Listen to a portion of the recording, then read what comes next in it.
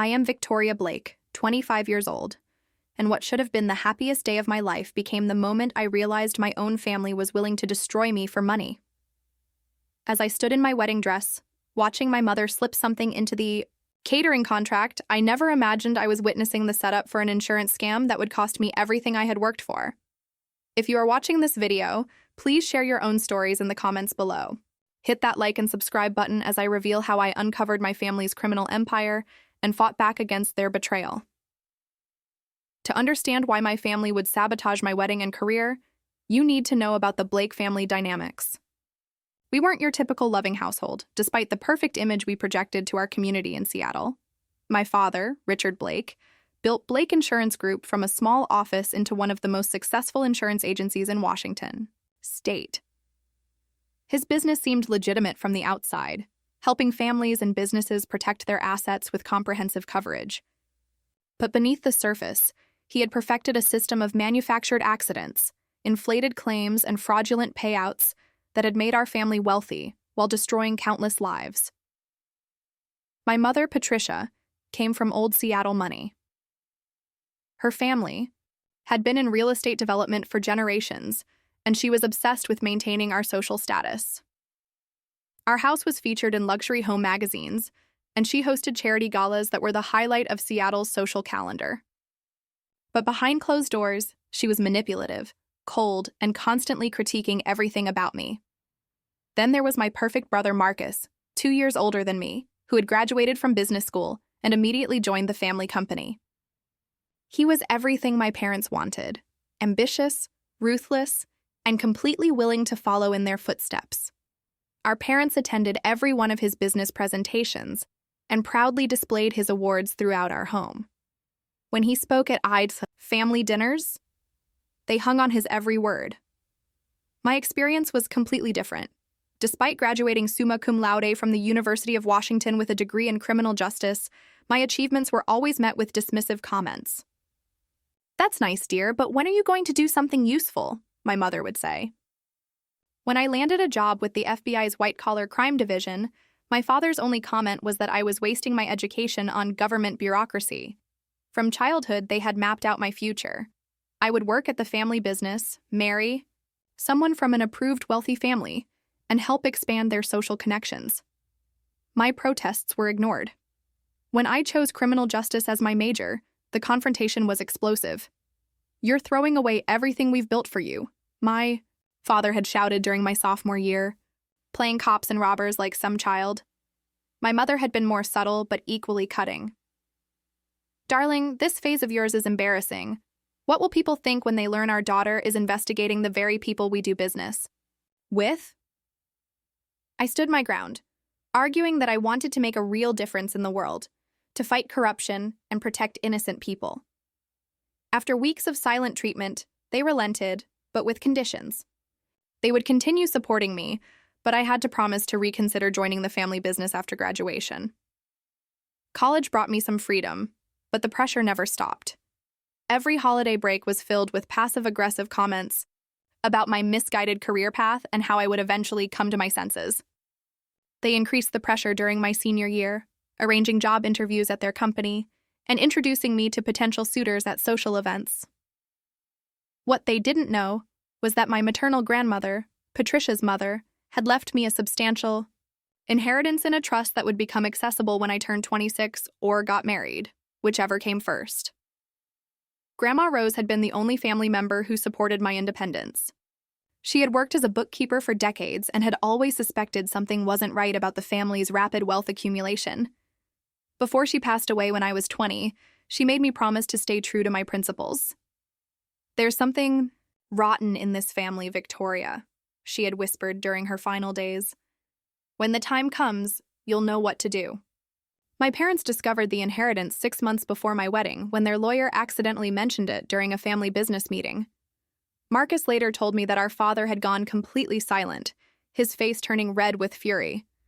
The trust was ironclad, managed by independent trustees, and would give me complete financial independence, approximately $8 million that would have remained under my parents' control if I never married.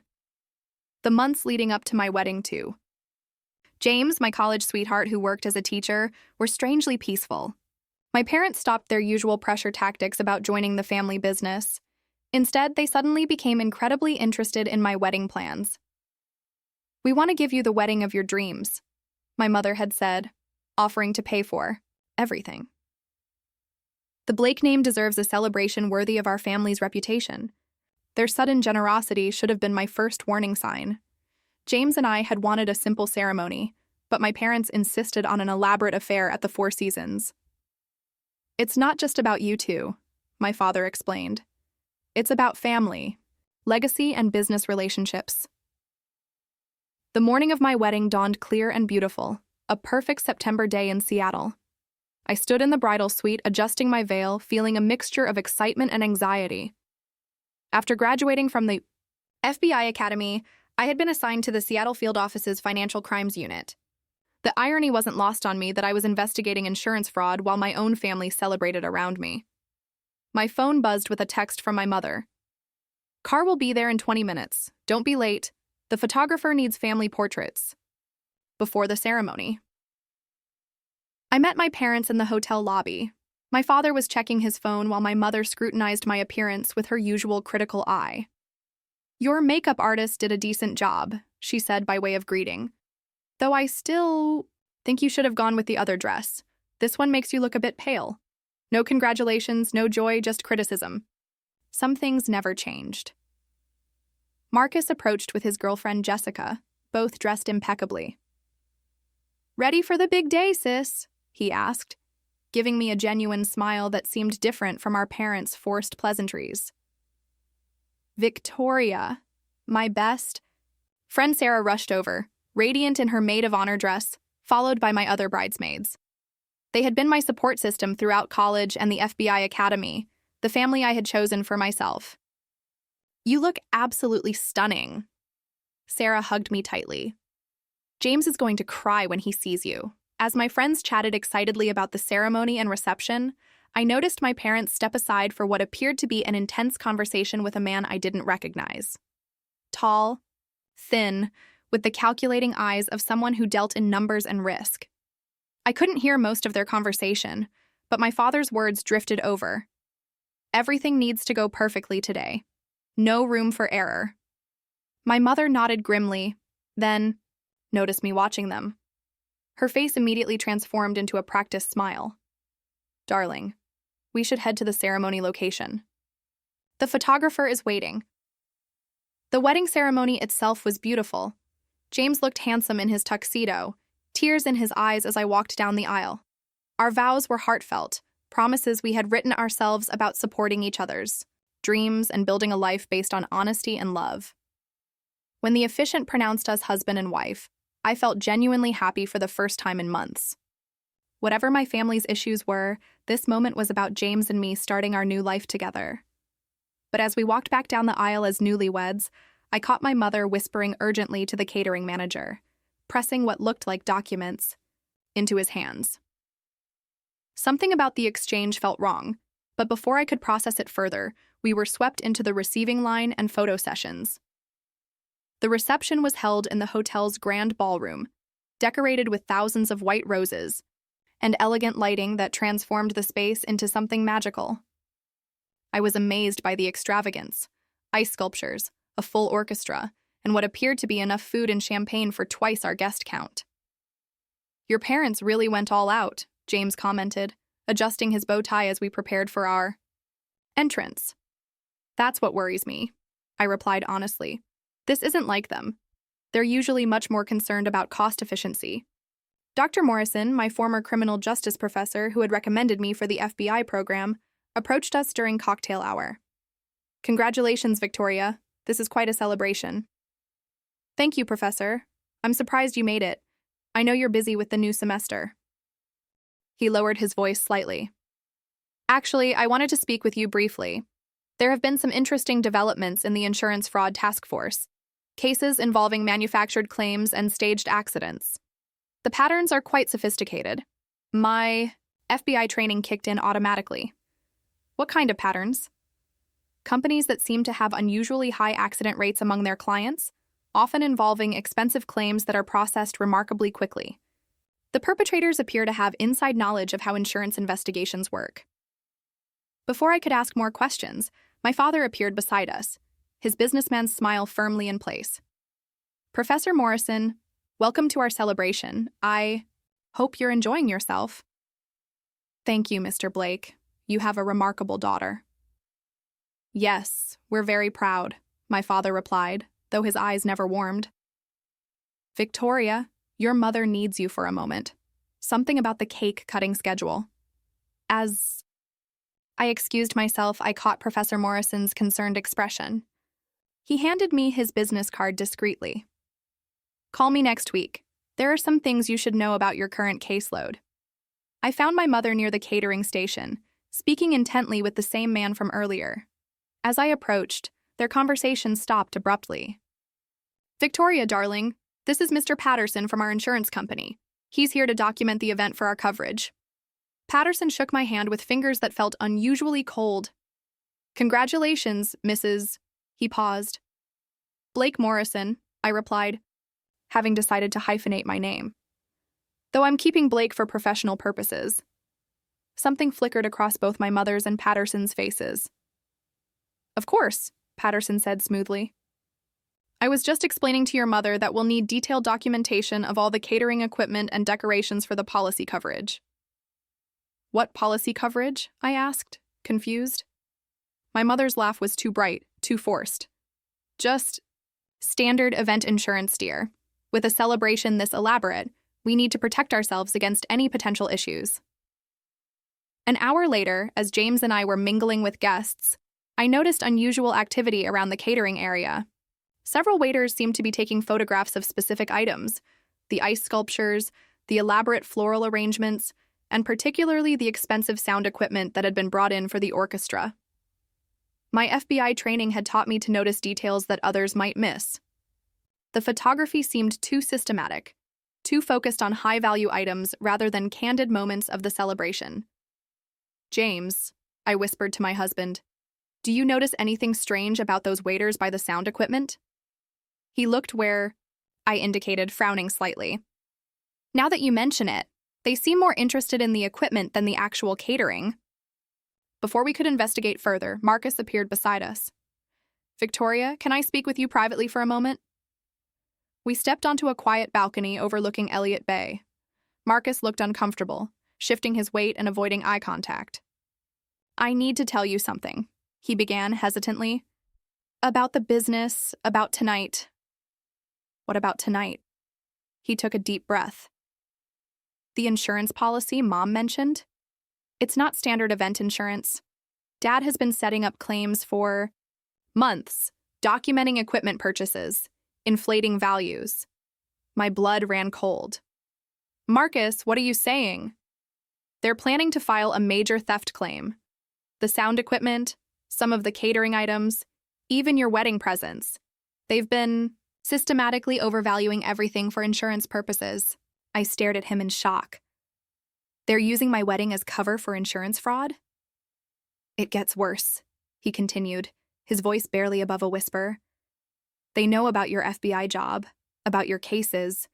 Dad has connections in the insurance industry, who've been feeding him information about federal investigations. He knows you're getting close to uncovering operations like his. How long have you known about this? Marcus looked miserable. I've suspected for years, but I was too scared to say anything. They control everything, my job, my trust fund, my entire life. But when I saw them planning to use your wedding to potentially destroy your career, he paused. I can't be complicit anymore. What exactly are they planning? Tonight, after most guests leave, they're going to stage a burglary. Make it look like thieves broke in and stole the sound equipment, some catering supplies, and several high-value wedding gifts. The insurance payout will be enormous because everything has been overvalued by 300–400%. I felt sick. And because it's my wedding, I'll be connected to the fraud. It could destroy my FBI career. Exactly. Dad figured that if you're discredited professionally, you'll have no choice but to join the family business and keep quiet about anything you might have discovered. The pieces were falling into place with horrifying clarity. My parents hadn't thrown me an elaborate wedding out of love or pride.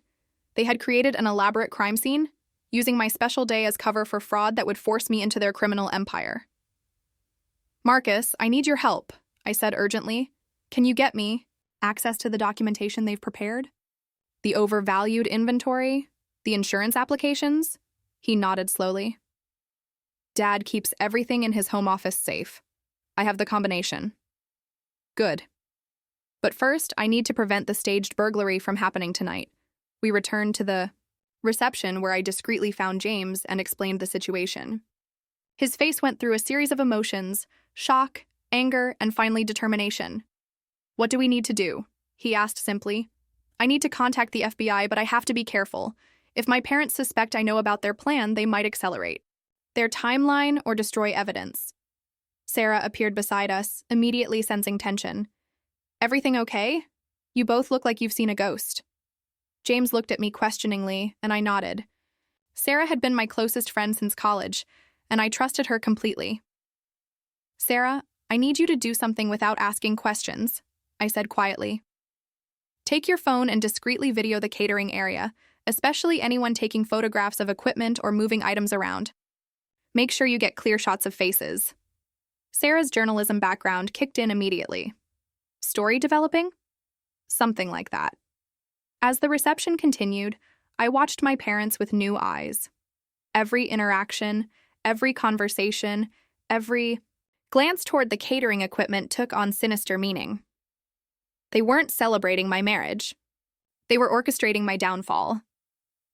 Around 9 p.m., I noticed several guests beginning to leave, exactly as planned. My parents began making rounds, thanking people for coming and subtly encouraging earlier departures.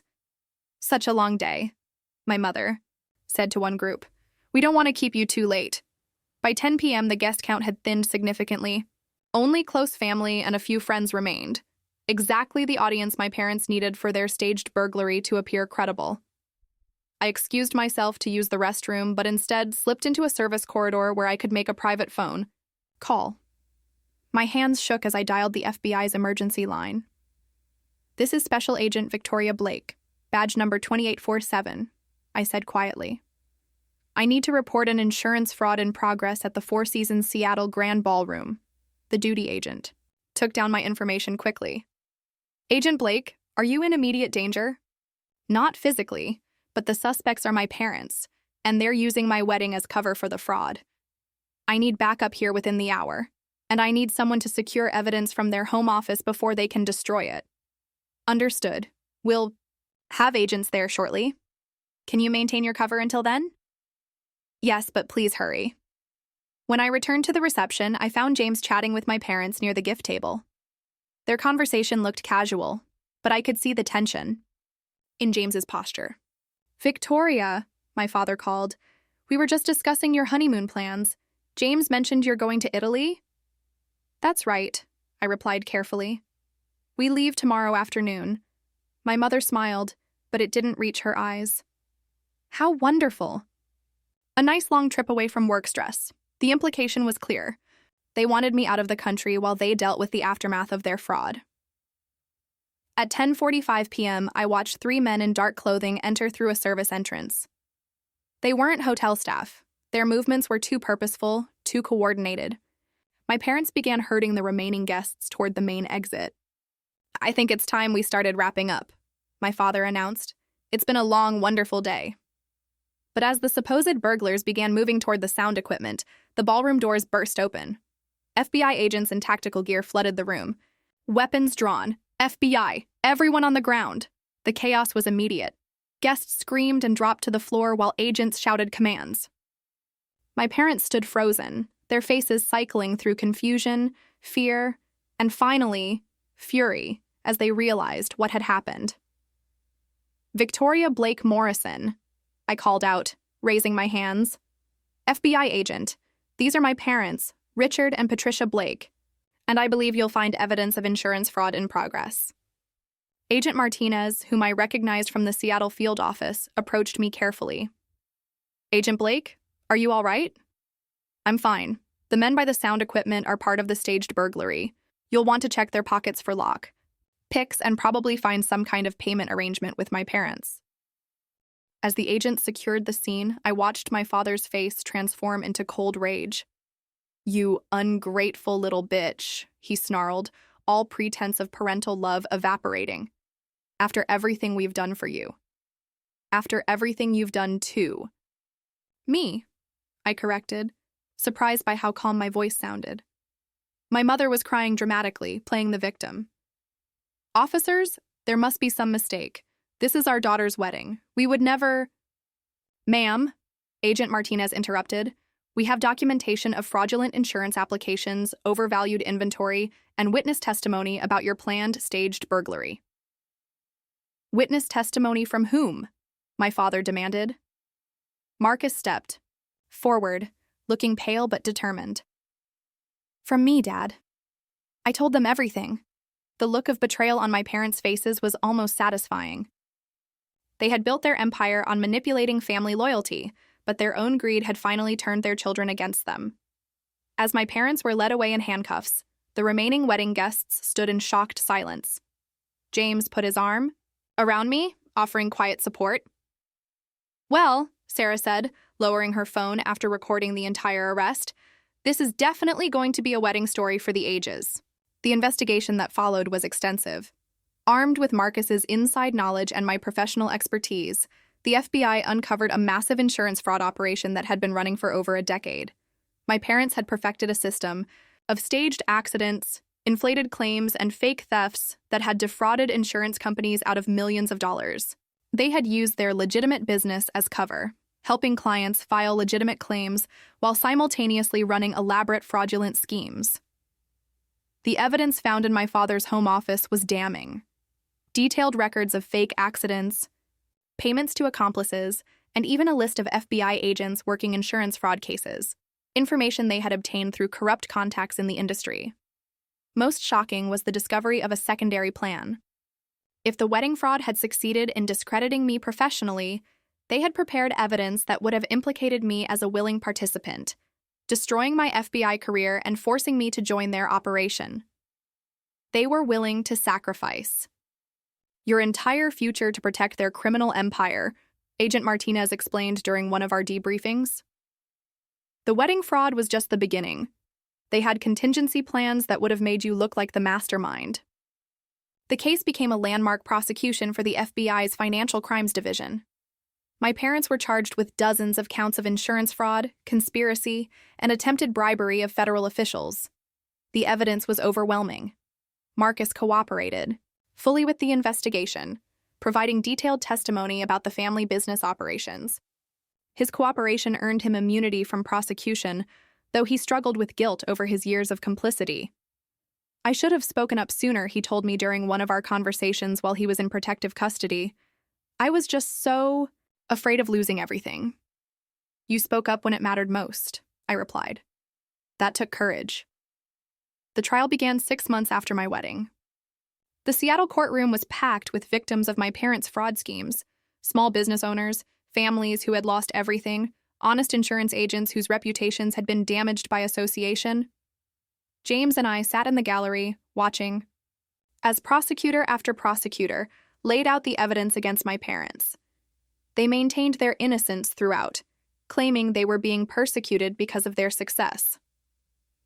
My father's testimony was particularly difficult to watch. He portrayed himself as a victim of overzealous federal agents and a vindictive daughter who had always resented the family business. "Victoria was never satisfied with honest work," he claimed from the witness stand. "She joined the FBI specifically to use her position against us, driven by jealousy of her brother's success." When I was called to testify, I kept my responses factual and professional, detailing exactly what I had observed and when. But during cross-examination, my father's attorney tried to paint me as an ambitious agent who had fabricated evidence against my own parents for career advancement. "Isn't it true, Agent Blake, that you were facing professional difficulties at the FBI?" he asked. "That you needed a high-profile case to advance your career?" "No," I replied calmly. "I was successfully working financial crimes cases. I reported my parents' fraud because it was my legal and ethical obligation, regardless of our family relationship. Even though it would destroy your family?" I looked directly at my parents, sitting at the defense table. They destroyed our family the moment they chose crime over integrity. I just refused to be complicit. The jury deliberated for only 6 hours. Guilty on all counts. My father was sentenced to 25 years in federal prison. My mother received 15 years. Their assets were seized to pay restitution to victims, though the full extent of their fraud meant many people would never recover their losses. After the trial, James and I finally took our postponed honeymoon to Italy. We spent 2 weeks exploring Rome and Florence, processing everything that had happened and planning our future together. "Do you regret it?" James asked one evening as we sat in a Roman cafe watching the sunset over the Tiber. "Which part?" "Any of it. Turning them in, destroying your family." I considered the question carefully. I regret that they chose crime. I regret that they were willing to sacrifice their children for money. But I don't regret stopping them. When we returned to Seattle, I found that my reputation at the FBI had been enhanced rather than damaged by the case. My ability to recognize and report fraud, even when it involved my own family, was seen as a testament to my integrity. I was promoted to a senior position in the Financial Crimes Division and given primary responsibility for a new task force targeting family-based fraud operations. My experience gave me unique insight into how personal relationships could be weaponized for criminal purposes. Marcus struggled more with the aftermath. He had lost not only his parents, but his entire professional identity. The family business was dissolved, its assets liquidated to pay victims. He eventually found work with a legitimate insurance company, starting over at an entry-level position. "Sometimes I wonder if I made the right choice," he confided during one of our monthly dinners. "You chose the truth," I reminded him. "That's never wrong, even when it's hard." Sarah, who had recorded the entire arrest on her phone, eventually wrote a book about the case titled The Wedding Fraud. She donated all proceeds to a victim assistance fund, helping families recover from insurance fraud schemes. 2 years after the trial, James and I bought our first house, a small craftsman bungalow in Seattle's Capitol Hill neighborhood. As we painted the living room on a sunny Saturday morning, my phone rang. It was Agent Martinez with news. "Victoria, we've identified 3 more insurance fraud operations using similar methods to your parents' scheme. We think there might be a larger network, and we need your expertise." I looked at James, who nodded encouragingly. "I'll be there. Monday morning," I told Martinez. That afternoon, as we planted flowers in our new garden, James asked, "Do you think you'll ever hear from them?" "Your parents?" I had wondered the same thing. They were eligible to write letters from prison, but so far there had been silence. "I hope not," I said honestly. "I've built a life based on truth and integrity. They represent everything I've chosen to leave behind." 3 years after my wedding, I received a letter forwarded through the FBI. It was from my mother, written on prison stationery. The letter was predictable. She maintained their innocence, blamed me for destroying the family, and suggested that I should use my FBI position to reconsider the evidence against them. She ended by saying that good daughters protected their parents, not destroyed them. I read it once, then filed it with the case documents. They still didn't understand that I hadn't destroyed our family. They had. I had simply refused to be complicit in the destruction. Today, 5 years after that wedding reception, I lead the FBI's Family Fraud Task Force. We've broken up dozens of criminal operations and recovered millions of dollars for victims. The work is challenging but fulfilling, knowing that we're protecting innocent families from the kind of manipulation I experienced. James and I celebrated our 5th anniversary with a small dinner party at our house, surrounded by the family. We've chosen friends, colleagues, and Marcus, who has become a genuinely close brother now that we're both free from our parents' toxic influence.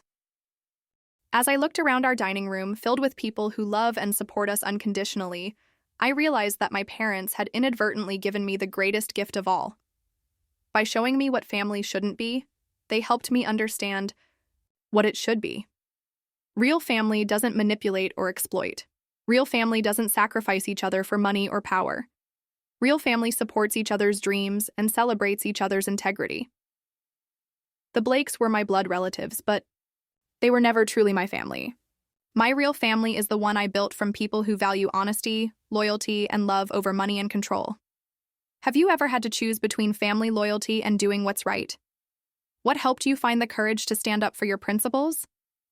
I hope my story reminds you that blood relation doesn't entitle anyone to use you for criminal purposes, and that sometimes the most loving thing you can do is refuse to enable destructive behavior. If this resonated with you, please like and subscribe to hear more stories of survival and justice. Remember, the most powerful weapon against family crime is the courage to say no. Thank you for listening to my journey from victim to advocate.